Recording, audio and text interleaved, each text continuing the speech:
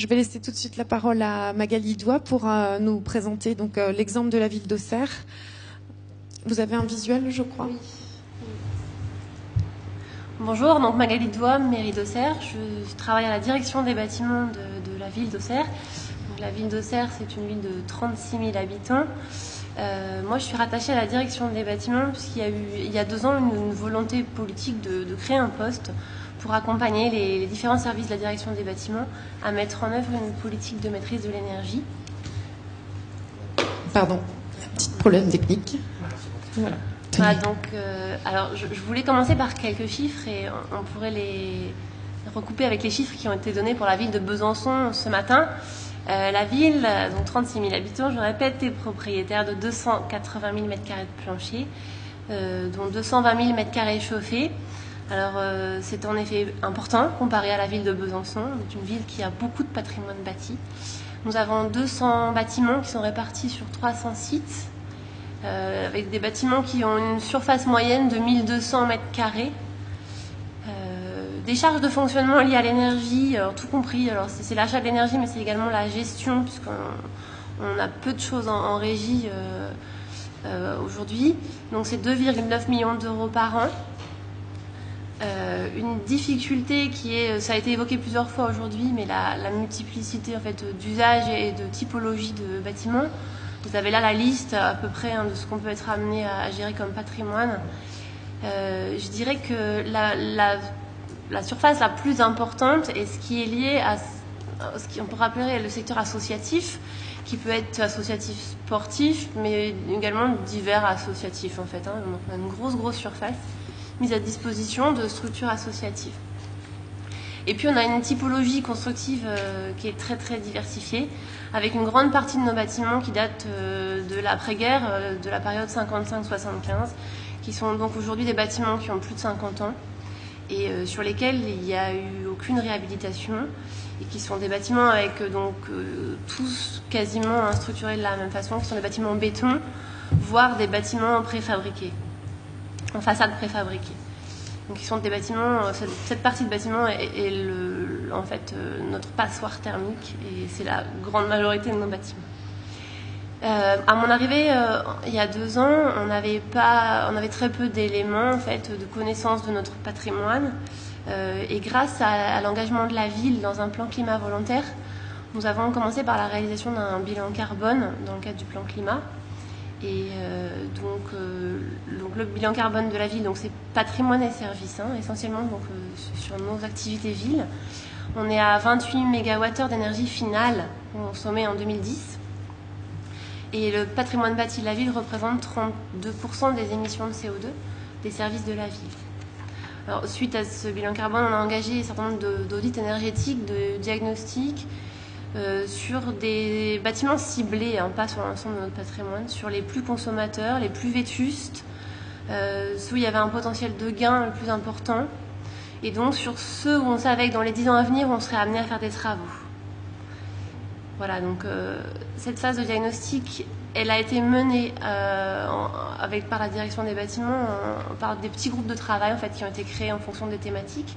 On a impliqué les services, les élus en charge du dossier. Et donc, ça nous a amené à élaborer un programme pour les 8 ans à venir. Sur les 8 actions que vous voyez ici, dans chaque, on retrouve les piliers du scénario négawatt, efficacité, sobriété, énergie renouvelable, qui sont mélangés en fait, ils sont dans chacune des actions. Dans toutes ces actions, on a tout ce qui aujourd'hui coûte pas cher ou coûte rien, ce qui a été abordé avant, qui pour nous est pas vraiment un problème puisqu'on est organisé en interne, on a des services techniques en régie. Et donc, ces travaux-là, on les fait en régie. Ce qui nous a posé le plus de questions est plutôt sur le principal gain en fait, d'économie d'énergie, qui est sur les 2 premières actions que vous avez là, qui est donc la réhabilitation thermique de notre patrimoine. Excusez-moi, il y a une erreur. Et c'est sur la BAT 1 et la BAT 3, en fait. La 2, elle est plus marginale parce qu'on construit peu de bâtiments. En fait, on n'en construit quasiment plus. Donc la 1, c'est comment réhabiliter fortement notre patrimoine bâti avec ces 200 bâtiments et ces 220 000 m² chauffés. Et donc la BAT 3 qui est la plus politique et la plus difficile, c'est quelle réflexion avoir sur les modalités d'usage de nos bâtiments, c'est-à-dire quelle mutualisation, quelle optimisation, quelle suppression de mètres carrés de notre patrimoine. Et là, ça a fait beaucoup débat, parce qu'on a beaucoup de patrimoine qui est utilisé, voilà, par des associations, par des structures. Et puis, on a du patrimoine il faut le dire, qui est vide, qui n'est pas utilisé, notamment tous les anciens locaux de logement des écoles. C'est des logements qui sont dans les écoles, qui étaient à l'époque mis à disposition des enseignants, qui aujourd'hui sont dans les écoles, souvent chauffés, mais pas utilisés. Donc là, et puis également sur cette modalité d'usage, on a réfléchi à quelle était notre compétence, nous, ville, de la gestion de ces équipements. Est-ce que la compétence de gestion de ces équipements n'était pas à une autre structure? Alors, vous me direz, c'est un peu reporter le problème sur les autres, mais c'est de gérer le patrimoine qu'on doit gérer et pas en gérer forcément plus. Notamment, on a eu cette réflexion sur la piscine qui est notre bâtiment le plus consommateur d'énergie, qui pourrait très bien être géré par l'intercommunalité, puisque c'est un équipement qui a un usage sur un périmètre assez large.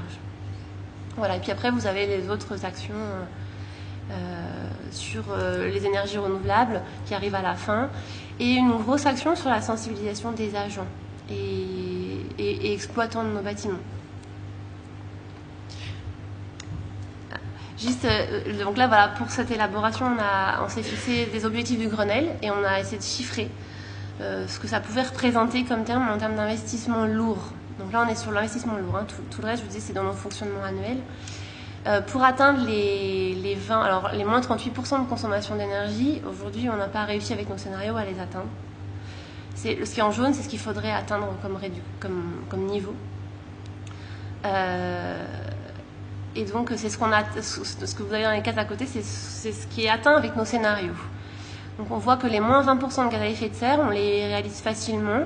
Alors, ces 3 scénarios, c'est en fonction de réhabilitation très lourde, ou voire démolition et reconstruction de nos principaux bâtiments consommateurs. Donc, le premier, c'est si on en fait 3, le deuxième, si on en fait 9, et le troisième, si on en fait 12. Et on voit que les moins 20%, on les atteint facilement sur les gaz à effet de serre. Sur les consommations d'énergie, on voit que faire seulement 3 bâtiments sur nos 200 bâtiments, on n'atteint pas du tout. Presque, mais quand même. Et il faudrait, en fait, l'objectif, ce serait de toucher à 9 bâtiments, les 9 plus gros consommateurs, pour pouvoir atteindre nos objectifs dans le cadre du Grenelle. Et puis les 23% d'énergie renouvelable, là, ils ont été estimés avec ce qu'on pourrait faire de façon raisonnable, qui est le développement de 5 chaufferies bois, 2 toitures solaires photovoltaïques, de réduire nos consommations d'électricité et donc en même temps d'acheter de l'énergie verte en partie. Et on voit qu'on n'atteint pas du tout les 23% avec ce type de programme. D'accord, donc voilà votre exposé de la démarche. Les sous dans tout ça, comment est-ce que vous avez fait? Parce que vous parlez vous avez financé des audits. Alors, vous avez eu un budget déjà au préalable pour financer la démarche d'audit, pour mieux connaître votre patrimoine. Est-ce que vous pouvez nous expliquer comment ça se passe en termes de financement? Pour ce qui est financement des études et audits énergétiques, c'est, je dirais, une volonté de le faire et c'est un coût moindre qui est sur un budget de fonctionnement. Et ça pose pas trop de soucis. Aujourd'hui, le souci est plus la dernière ligne de ce tableau, pour faire. Il faudrait investir aujourd'hui 8 à 9 millions d'euros dans les 8 ans à venir pour pouvoir atteindre nos objectifs. Et c'est là où, sur l'investissement, il y a un gros travail à faire, nous, en interne, parce que nous, c'est le scénario bâtiment, mais à faire en collaboration avec les autres directions, et notamment, ce qui a été présenté ce matin, c'est de travailler avec la direction des finances, ce qui aujourd'hui n'est pas fait. Il y a une démarche globale pour pouvoir financer en fait ce programme. Donc un frein, là le financement est abordé en début de table ronde comme un frein. Est-ce que l'exemple de la ville de Besançon vous a apporté, l'exemple présenté ce matin vous a apporté des éléments? Ou est-ce que la situation est complètement différente à Auxerre? Pourquoi ça marche dans une ville et pas dans l'autre? Parce que Myriam Normand était très convaincante quand elle disait finalement tous les outils sont à notre disposition et c'est qu'une affaire de volonté. Bon, alors Est-ce qu'il y a une inertie décisionnelle? Est-ce qu'il y a un déficit de sensibilisation, une sensibilisation encore trop importante des élus à Auxerre? Je ne sais pas s'il y a des élus de la ville d'Auxerre. Vous êtes venus accompagner? Oui. Est-ce que je peux solliciter je ne sais pas comment ça se passe à la ville d'Auxerre. J'imagine, je sais. J'interpelle, pardon si je vous mets en porte-à-faux, c'est vous, monsieur, désolé. Comment ça se passe à la ville d'Auxerre? Est-ce que vous pouvez vous présenter votre fonction? Vous êtes membre de l'équipe du conseil municipal? Donc Denis Roicourt, je suis adjoint à l'environnement et donc je me chargé de certains de ces problèmes. Je pense que c'est comme dans toutes les grandes villes. Déjà, c'est une équipe mixte et en fait, beaucoup le débat, il est en fait entre, on va dire, les financiers de la ville et souvent les jeunes techniciens ingénieurs qui sont favorables en fait à la rénovation et donc une isolation des bâtiments et un plan important. Maintenant, ceci dit, je pense que c'est aussi l'effet de la crise qu'on a ressenti comme quelque chose qui s'est infléchi au niveau de la volonté politique de mettre des sommes importantes dans une période difficile pour les finances municipales. Donc c'est une discussion interne, on va dire, entre les élus et l'administration de la ville, quoi, en fait. C'est un sujet que vous abordez souvent.